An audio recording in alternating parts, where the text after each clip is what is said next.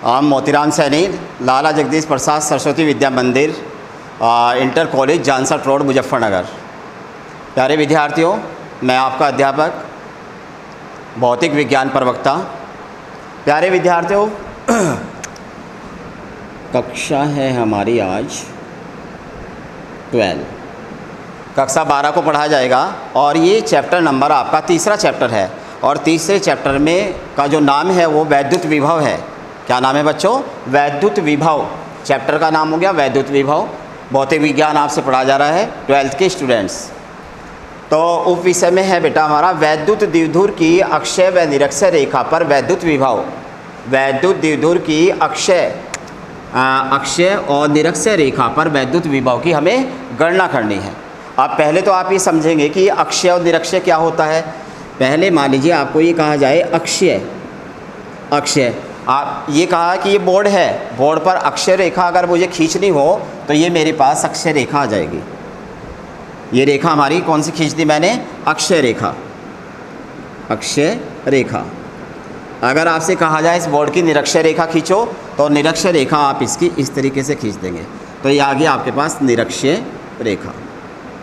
निरक्षय रेखा ये मेरे पास जो मार्कर है इसमें कहा जाए कि मार्कर की आप अक्षय रेखा खींचे तो अक्षय रेखा तो ये जाएगी एक्स अक्ष के अनुसार और निरक्षय रेखा जाएगी वाई अक्ष के अनुसार। तो अक्षय और निरक्षय रेखा आप समझ गए होंगे। मान लीजिए आपके पास जो है एक वैद्युत द्विध्रुव है। पहले मैं आपसे वैद्युत द्विध्रुव की परिभाषा बताना चाहूँगा। ठीक है बच्चों, अक्षय और निरक्षय रेखा कौन सी होती है मैंने बता दिया आपसे। ये वाली रेखा हमारे पास अक्षय रेखा हो जाएगी और ये वाली निरक्षय रेखा हो जाएगी। पहले तो आपसे जो है वैद्युत द्विध्रुव के बारे में बताया जाएगा कि वैद्युत द्विध्रुव एक ऐसा निकाय जिस पर बराबर और विपरीत आवेश होते हैं, यानी कि परिमाण आवेशों का सेम होता है और वे बराबर होते हैं। अगर एक 2 कूलाम है तो दूसरा भी 2 कूलाम है। और विपरीत का मतलब अगर एक धनावेशित है तो दूसरा ऋणावेशित है। तो वैद्युत द्विध्रुव एक ऐसा सिस्टम है, एक ऐसा निकाय है जिस पर 2 बराबर विपरीत आवेश एक दूसरे से अल्प दूरी पर होते हैं। जैसे मैं आपसे बता दूं NaCl है, मान लीजिए NaCl, तो Na तो प्लस हो गया, Cl पर माइनस हो गया और ये एक दूसरे से अल्प दूरी पर स्थित होते हैं। तो इनके बीच की जो दूरी मानी गई वो 2L मानी गई है। ऐसे ही बच्चों आपका HCl है। HCl में H प्लस हो गया और Cl माइनस का हो गया और इनके बीच की दूरी L इधर से ली है, L इधर से। तो टोटल डिस्टेंस H और Cl के बीच में जो मानी गई है वो 2L मानी गई है। तो यहाँ पे NH3 हो सकता है आपका, NH3, CH4, ये सारे हमारे पास NaCl, HCl, ये सारे वैद्युत द्विध्रुव की कैटेगरी में आते हैं। ठीक है बेटा। अब यहाँ देखिएगा ज़रा, Na पे प्लस हो गया, Cl पे माइनस हो गया।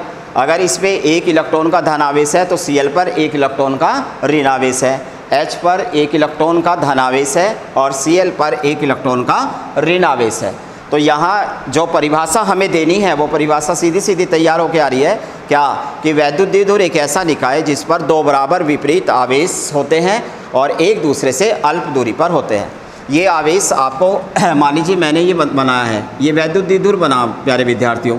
तो ये तो -q आवेश और ये +q आवेश और ये दोनों L डिस्टेंस यहाँ से ली है और L यहाँ से ले ली। तो इनके बीच का जो विस्थापन है या इनके बीच की दूरी जो है वो 2L आ जाएगी। ये भी कह सकते हैं दोनों आवेशों के बीच का विस्थापन या दोनों आवेशों के बीच की दूरी। और ये दूरी हमारी अल्प दूरी होती है, यानी कि बहुत सूक्ष्म दूरी होती है। जैसे NaCl है, नमक है, तो नमक को हम इन आँखों से देख के ये नहीं बता सकते कि Cl इधर है और माइनस है और इनके बीच की कितनी डिस्टेंस है, ये हम मेज़र नहीं कर पाते क्योंकि ये डिस्टेंस बहुत ही कम होती है, एंगस्ट्रम में होती है। ओके बेटा। तो ये तो परिभाषा बताई मैंने आपसे वैद्युत द्विध्रुव की। आप ध्यान दीजिएगा, वैद्युत द्विध्रुव की अक्षय रेखा पर केंद्र से जो हमारा आज का टॉपिक है वो ये है क्या है? वैद्युत द्विध्रुव की अक्षय रेखा पर केंद्र से कुछ दूरी पर वैद्युत विभव की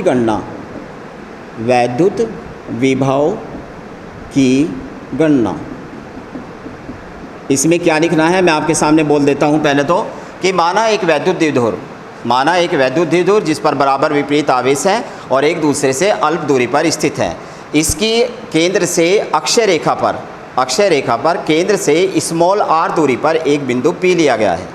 केंद्र से स्मॉल r दूरी पर एक बिंदु P लिया गया है जिस पर वैद्युत विभव की गणना करनी है। फिर बता रहा हूँ, माना एक वैद्युत द्विध्रुव के केंद्र से स्मॉल r दूरी पर एक बिंदु P लिया गया है जिस पर वैद्युत विभव की गणना करनी है। ये आप लैंग्वेज लिख देंगे बेटा, कोई ज़्यादा मुश्किल नहीं, मैं चित्र से भी आपको बता दूंगा।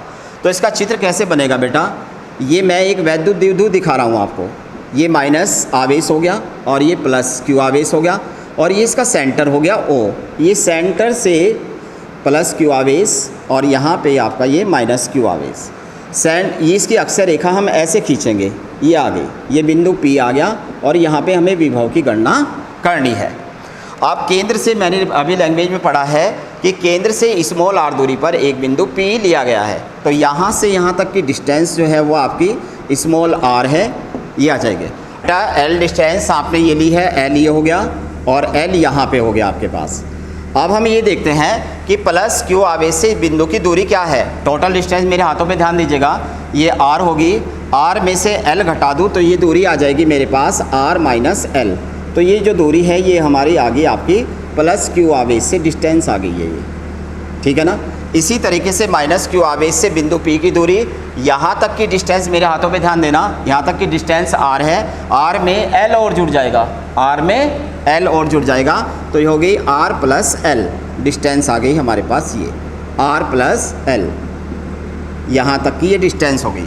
तो ये प्लस Q आवेश, ये हमारा माइनस आवेश और ये प्लस आवेश से बिंदु P तक की दूरी ढूंढी है हमने। तो बिंदु P तक की दूरी आ गई हमारी r माइनस L, इस बात का बहुत ध्यान रखेंगे।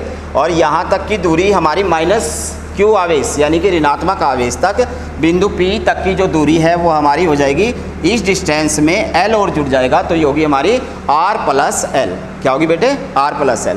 अब आप कहोगे सर सूत्र कौन सा यूज होगा, क्योंकि यहाँ पे विभव की गणना करनी है। मैंने आपसे, आपके किसी सर ने बताया होगा प्लस Q आवेश से यहाँ पे मुझे विभव ज्ञात करना है। तो विभव का सूत्र होता है 1/4 पाई एप्सिलॉन 0 K और Q बटे R इस R, Q बटे R होता है।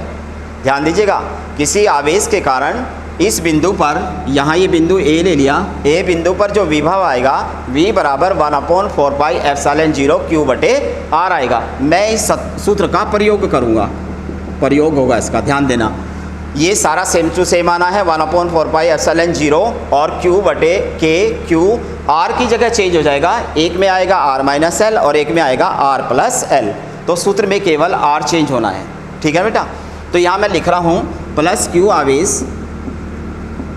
Q आवेश से P तक की दूरी, P तक की दूरी ये हो जाएगी R minus L। Minus Q आवेश से P तक की दूरी, ये आ जाएगा आपके पास बेटा R प्लस L। अब जैसे मैंने कहा, इस आवेश के कारण बिंदु A पर विभव का सूत्र V बराबर 1/4 पाई एप्सिलॉन 0 K Q बटे R आएगा। तो इस प्लस Q आवेश के कारण देखिएगा, प्लस Q आवेश के कारण बिंदु P पर वैद्युत विभव ये आएगा बेटे V1 बराबर 1/4 पाई एप्सिलॉन 0 K और Q बटे डिस्टेंस चेंज हो जाएगी, प्लस Q से P तक की दूरी है R minus L। My dear student, क्या दूरी है R माइनस L, तो यहाँ आ जाएगा R माइनस L। समीकरण नंबर 1, माइनस Q आवेश के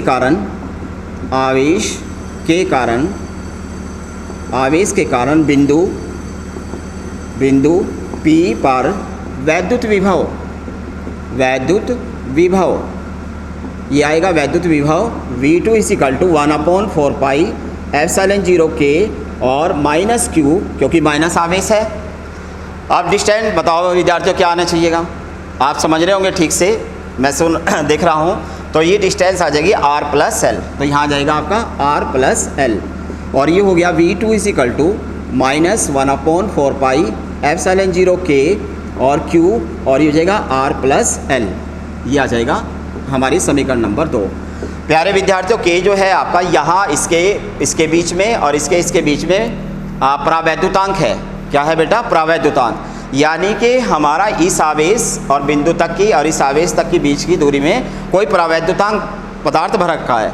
प्रावैद्युतांक पदार्थ जैसे इन्होंने कांच भर दिया, रबर भर दी, प्लास्टिक भर दी, थर्माकोल शीट भर दी या कागज़ भर दिया, रबर भर दी, तो इस पदार्थों को हम प्रावैद्युतांक पदार्थ कहते हैं। के से इन्हें प्रदर्शित किया जाता है। तो के के बारे में मैंने आपको जानकारी दे दी है।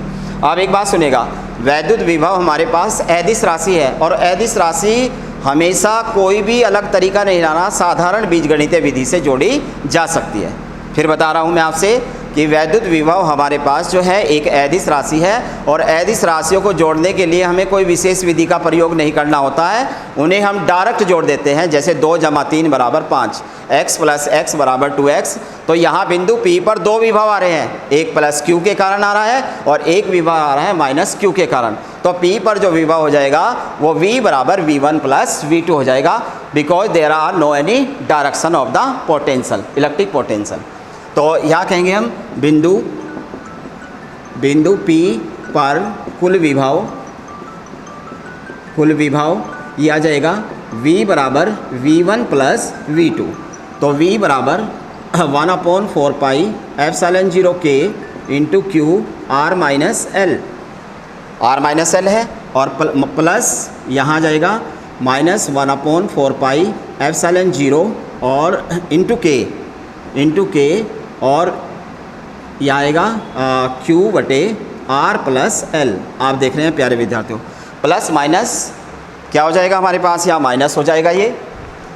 तो V = 1/4 पाई एप्सिलॉन 0 K और Q/r-l और plus minus 1/4 pi epsilon 0 K और ये जगह Q/r+l।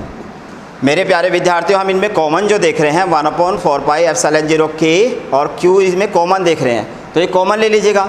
तो जब यहाँ से कॉमन लेते हैं 1/4 पाई एप्सिलॉन 0 K और × Q भी मैंने कॉमन ले लिया, 1/r-l माइनस 1/r+l मेरे पास यहाँ बच गया। अब मैं जो है इसका एलसीएम लूँगा, एलसीएम यानी कि V = एलसीएम लेने का तरीका ये भी होता है बेटे, 1/2 जमा 1/3, इसकी गुणा इसमें करो, इसकी गुणा इसमें और इसकी इसमें कर दो। तो इसी तरीके से लूँगा मैं एलसीएम, इसकी मल्टीप्लाई यहाँ और इसकी मल्टीप्लाई यहाँ और इसकी मल्टीप्लाई यहाँ करूँगा। तो ये हो जाएगा 1/4 पाई एप्सिलॉन 0 K और × Q और ये आ जाएगा आपके पास r+l और -r-l आ जाएगा और नीचे आ गया r-l और r+l आ गया बेटे। तो बेटा यहाँ हम देख रहे हैं कि V = 1/4 पाई एप्सिलॉन 0 K और × Q, इसमें अंदर गुणा कर दीजिएगा। तो ये हो जाएगा हमारे पास r+l -r+l और ये हो जाएगा आपका r² - l²। ये आ गया बेटे, यहाँ r से r कैंसिल हो गया। तो V = 1/4 पाई एप्सिलॉन 0 K और × Q और l कितने हो गए विद्यार्थियों? 2l और ये हो जाएगा r² - l²। तो यहाँ पे बेटा ये जो मेरा V = 1/4 पाई एप्सिलॉन 0 K और यहाँ जो ये आ गया मेरा Q × 2l, इसको मैं P लिख सकता हूँ, r² - l²। तो ये समीकरण नंबर आपकी मान लीजिए 3rd आ गई है। तो यहाँ लिखेंगे हम जानते हैं क्या बेटा कि हमारे पास अगर Q × 2l आ रहा है तो ये P के बराबर होता है। यह मान समीकरण 3rd में रखने पर तो रखते हैं बेटे, रिज़ल्ट आएगा हमारे सामने V = 1/4 पाई एप्सिलॉन 0 K और × P/r² - l²। अब एक बात ध्यान दीजिएगा बेटा, ये हमारी समीकरण 4 आ गई है, 4 कि दो वैद्युत द्विध्रुव के पर 2 आवेश होते हैं और दोनों आवेश एक दूसरे से अल्प दूरी पर होते हैं। और प्यारे विद्यार्थियों, ये दूरी जो है बहुत ही कम होती है, ना के बराबर होती है। मान लीजिए हमने कहा इनके बीच की दूरी 1 एंगस्ट्रम है, तो 1 एंगस्ट्रम का मतलब 10 मीटर, ध्यान दीजिएगा। और 10⁻−10 का मतलब 0 पॉइंट, फिर आप 0 0 0 0 0 कितनी जीरो लगाएंगे? 9 जीरो लगाएंगे, तब आपका 1 आएगा। अगर इसका वर्ग कर दिया तो इसका वर्ग करके कितना आ जाएगा? 10⁻−20 मीटर की पावर 2 10 की घात -20 का मतलब 0.019 जीरो लगाएंगे तब हमारे पास 1 आएगा। यानी कि ये दो अल्प दूरी जो है बहुत ही कम है और बहुत किसकी तुलना में, r की तुलना में। तो इसे हम टेंस टू 0 करते हैं, लगभग ये नगण्य है। तो यहाँ कह रहा हूँ मैं कि l छोटा है छोटा है छोटा है किससे, r से। तो ये हो जाएगा l² तो और भी छोटा होएगा, तो l² टेंस टू 0। यह मान समीकरण 4 में रखने पर रखो बेटा। तो जब हम इसे समीकरण 4 में रखते हैं तो v बराबर 1/4 पाई एप्सिलॉन 0 k और इंटू p और r² माइनस 0 हो गया। तो ये हो गया v बराबर 1/4 pi epsilon 0 k into p upon r²। ये आपका डेरिवेशन आ गया बेटा, इतने वोल्ट आ गया, ये वोल्ट, ठीक है ना, ये आ जाएगा इतने वोल्ट, इतने वोल्ट आ गया हमारे पास बेटा। अब मैंने कहा था कि परावैद्युतांक इस आवेश और बिंदु P और इस आवेश और बिंदु P के बीच में परावैद्युतांक K रखा है। और प्यारे विद्यार्थियों, अगर हमारा परावैद्युतांक नहीं है, वायु या निर्वात है, तो K बराबर आप 1 कह देंगे। K बराबर क्या कहना है, 1। तो यहाँ मैं लिख रहा हूँ यदि वायु या निर्वात है, वायु या निर्वात है तो तब K बराबर आप रखेंगे 1 रखने पर। तो ये आ जाएगा बेटे आपके सामने, यहाँ पे v बराबर, आप यहाँ देख लीजिएगा, ये आ जाएगी वैल्यू v बराबर 1/4 पाई एप्सिलॉन 0 k ख़त्म हो गया और यहाँ हो जाएगा इंटू p अपॉन r², इतने वोल्ट। और यही हमें दिखाना था वैद्युत द्विध्रुव की अक्षय रेखा पर वैद्युत विभव जो है हमारे पास v बराबर 1/4 pi epsilon 0 p upon r², और v बराबर अगर वायु या निर्वात है तो v बराबर 1/4 pi epsilon 0 p upon r² volt. Hence proved.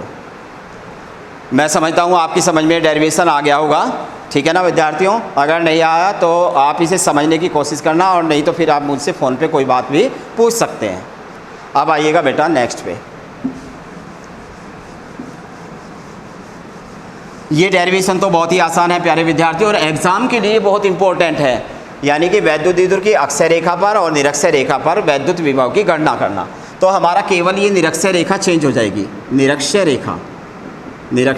रेखा। तो क्या दूसरे नंबर का जो डेरिवेशन है हमारा ये है कि वैद्युत द्विध्रुव की निरक्षय रेखा पर केंद्र से कुछ दूरी पर वैद्युत विभव की गणना। अभी मैंने बताया था आपसे कि अक्षय रेखा तो आपकी ये आ जाएगी अक्षय रेखा, और निरक्षय रेखा आपकी ये आएगी। तो इसे वाच करिएगा बेटा। तो यहाँ पे जो है थोड़ी सी लैंग्वेज क्या लिखेंगे, वैद्युत द्विध्रुव एक निकाय जिस पर बराबर विपरीत आवेश होते हैं और एक दूसरे से अल्प दूरी पर होते हैं।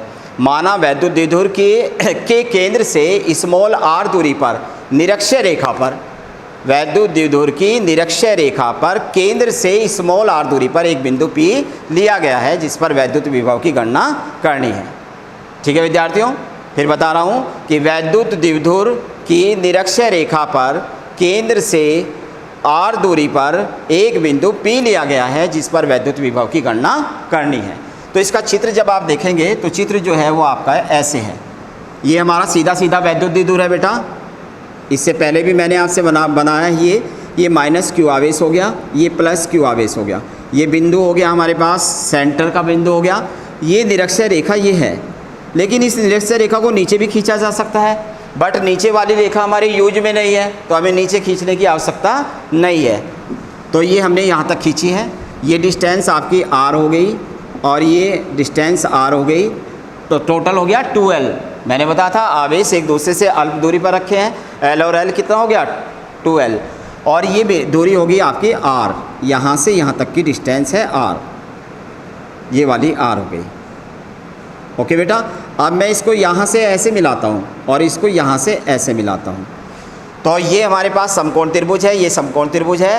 तो आपकी ये जो डिस्टेंस आ रही है ये आ रही है r² प्लस l² और का अंडर रूट, और ये भी आ जाएगी हमारे पास r² प्लस l² का अंडर रूट। क्यों बेटा, ये त्रिभुज देख रहे हैं आप, इसका एक लंब हो गया, ये लंब हो गया, ये आधार हो गया। यदि ये कोण मानते हैं तो ये लंब हो जाएगा, ये आधार, और कर्ण का वर्ग शेष दो भुजा के वर्ग के बराबर होता है अकॉर्डिंग टू पाइथागोरस थ्योरम। तो ये नहीं कि ये वाली जो विकर्ण आएगा ये R square plus L square आ जाएगा और ये आ जाएगा आपके पास R square plus L square, ये भी सेम आएगा। क्लियर हो रहा? तो ये बिंदु मैंने आपका यहाँ P ले लिया और इस पर मुझे विभव की गणना करनी है। चलो मैं आपको बता देता हूँ, कोई सी एक त्रिभुज ले लीजिएगा, त्रिभुज ओ पी और ये मैंने A मान लिया, ये B मान लिया, ओ पी बी में ये जो हमारे पास BP है, BP का वर्ग बराबर OB का वर्ग और प्लस ये हो जाएगा OP का वर्ग, यानी कि BP का वर्ग बराबर हमारे पास OB यानी कि L का वर्ग प्लस R का वर्ग। तो BP बराबर आ गया आपके पास अंडर रूट L का वर्ग प्लस R का वर्ग। इसी तरीके से त्रिभुज OPA में ये डिस्टेंस हम ले सकते हैं ये वाली, यानी कि आपका AP का वर्ग बराबर AO का वर्ग प्लस PO का वर्ग, यानी कि AP का वर्ग बराबर हो गया, ये हो गया L का वर्ग जमा R का वर्ग। AP का वर्ग हो गया हमारा अंडर रूट L का वर्ग जमा R का वर्ग। क्लियर बेटे? ये मैंने डिस्टेंस आपको निकाल के भी बता दी है। अब ध्यान दीजिएगा ज़रा, प्लस Q आवेश, प्लस Q सूत्र वही प्रयोग करेंगे, प्लस Q आवेश से इतनी दूरी पर विभव ज्ञात करना। तो प्लस Q से जो विभव ज्ञात करेंगे 1/4 पाई एप्सिलॉन 0 K और ये हो जाएगा Q/R। R की जगह चेंज होना, इस बार R की जगह क्या आएगा, under root R square plus L square आ जाएगा, कोई चेंज ही नहीं हो, बस सेम टू सेम लिखना। K क्या है, यहाँ से यहाँ तक और यहाँ से यहाँ तक इनके बीच में भरा हुआ परावैद्युतांक है। परावैद्युतांक के बारे में विद्यार्थियों मैंने आपसे बता दिया। तो आइए बेटा यहाँ लिखेंगे हम प्लस Q आवेश के कारण, प्लस Q आवेश के कारण बिंदु P पर वैद्युत विभव ये आ जाएगा आपके पास। देखिए बेटा V1 बराबर 1/4 पाई एप्सिलॉन 0 K और Q बटे ये आ जाएगा हमारे पास under root R square plus L square. ये समीकरण नंबर 1 हो गई। माइनस Q आवेश के कारण बिंदु P पर वैद्युत विभव ये आ जाएगा बेटे आपका V2 बराबर 1/4 पाई एप्सिलॉन 0 K और इंटू Q बटे माइनस आएगा यहाँ पे, माइनस Q बटे under root R square plus L square, यानी कि V2 बराबर माइनस चिन्ह आगे ले आइएगा 1/4 पाई एप्सिलॉन 0 K और ये हो गया Q बटे under root R square plus L square. समीकरण नंबर ये आ गई। मैंने कहा था कि वैद्युत विभव हमारे पास अदिश राशि है। जब अदिश राशि है तो कोई हमें नया तरीका तो देखना नहीं, इन्हें सीधा बीजगणितीय विधि से जोड़ा जा सकता है। जैसे मैंने कहा था आपका कि 2 + 3 = 5, 6 + 4 = 10, इस तरीके से x + x = 2x डायरेक्ट जोड़ना है, बिकॉज पोटेंशियल इस ए स्केलर क्वांटिटी। तो P बिंदु पर जो विभव आएगा वो V बराबर V1 + V2 आएगा। तो यहाँ मैं लिख रहा हूँ बिंदु P पर वैद्युत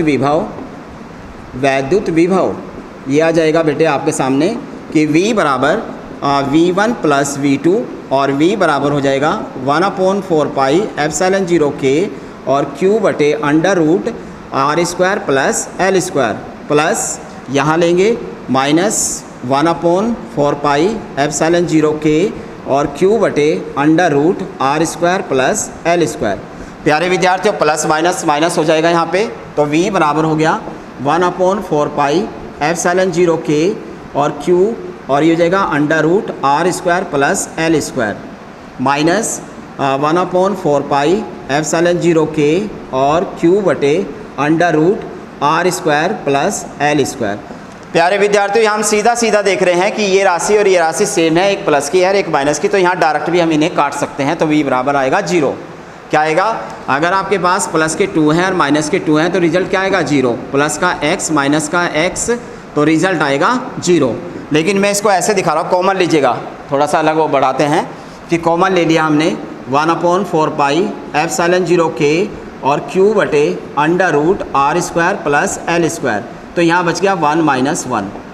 क्या आ गया बेटे ये 1 माइनस 1 यानी कि 0।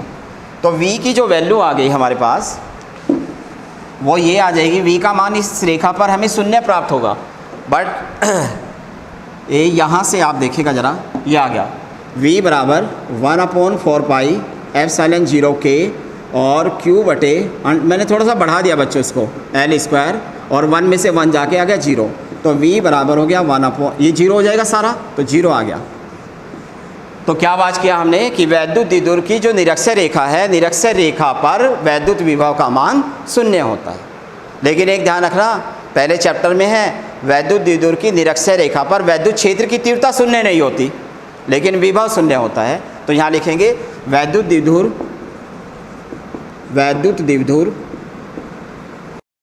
की निरक्षीय रेखा पर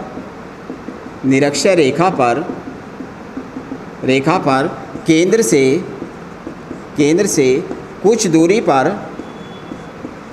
पर वैद्युत विभव का मान शून्य होता है, शून्य होता है। आप ध्यान देंगे, एक बात पे नोट करेंगे, लेकिन हमने जो पहले चैप्टर में निकाला है वैद्युत द्विध्रुव की निरक्षीय रेखा पर वैद्युत क्षेत्र की तीव्रता शून्य नहीं होती। यहाँ मैं नोट में लिख रहा हूँ वैद्युत द्विध्रुव की निरक्षीय रेखा पर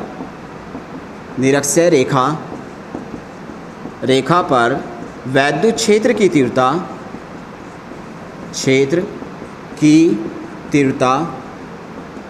शून्य नहीं होती।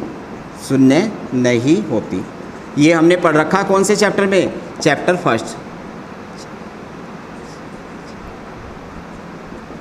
फर्स्ट में हमने इसकी स्टडी की हुई है। ओके बेटा, wish you all the best, have a nice day.